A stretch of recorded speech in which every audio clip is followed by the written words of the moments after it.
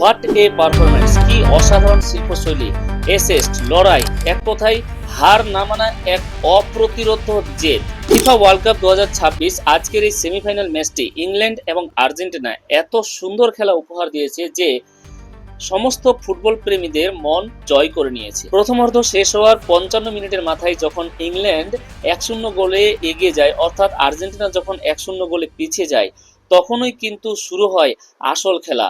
আর্জেন্টিনার কাছ থেকে আসল লড়াই দেখা যায়। তাদের যে অপ্রতিরোধ মনোভাব, হার না মানা যে তাদের মধ্যে এক বিশেষ যে একটা জেদ, সেটা আমরা এই ম্যাচটিতে দেখতে পাই। আসলে আর্জেন্টিনা যখন যেভাবে ফুটবল খেলা দরকার, ঠিক তখনই তারা সেভাবে কিন্তু খেলে, ঠিক সেভাবেই তাদের প্রয়োজন অনুযায়ী কিন্তু ঝাঁপিয়ে পড়ে, লড়াই করে, জেতার মনোভাব তৈরি করে এবং প্রত্যেকটি প্লেয়ার সুন্দর খেলা উপহার দেয়। আপনি এই ম্যাচটি না দেখলে কিন্তু বুঝতে পারবেন না। এভাবেই যত সময় গড়িয়ে যায়, ইংল্যান্ডের কাছে ততই এই ম্যাচটি জয় নিশ্চিত মনে হতে লাগে। কিন্তু আপনারা জানেন যে আর্জেন্টিনার দলে মেসি নামে এক জাদুকর রয়েছে, কিন্তু এই ম্যাচটিতে মেসির ভূমিকা ছিল একটু অন্যরকম। সে নিজে গোল না করে গোল করিয়ে নেওয়ার ভূমিকায় ছিল আজকের এই ম্যাচটিতে। সে তার অসাধারণ শিল্পশৈলী এবং এসএস দিয়ে বল এগিয়ে দিচ্ছিল, আর প্রত্যেকটি মুহূর্তই যেন গোলের সুযোগ তৈরি হচ্ছিল।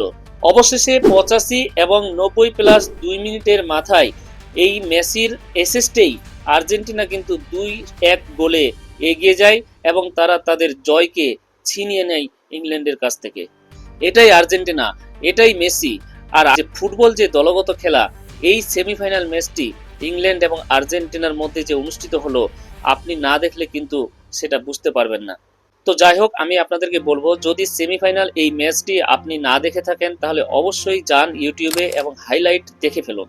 সবশেষে আমি আপনাদেরকে বলবো যে চোখ রাখুন স্পেন ভার্সেস আর্জেন্টিনার ফাইনাল ম্যাচটিতে, যেটি অনুষ্ঠিত হবে 20 জুলাই, অর্থাৎ সময়টা হচ্ছে 12:30 AM। অবশ্যই মনে রাখবেন যে সময়টা কিন্তু 12:30 AM, মানে 12:30 AM এ।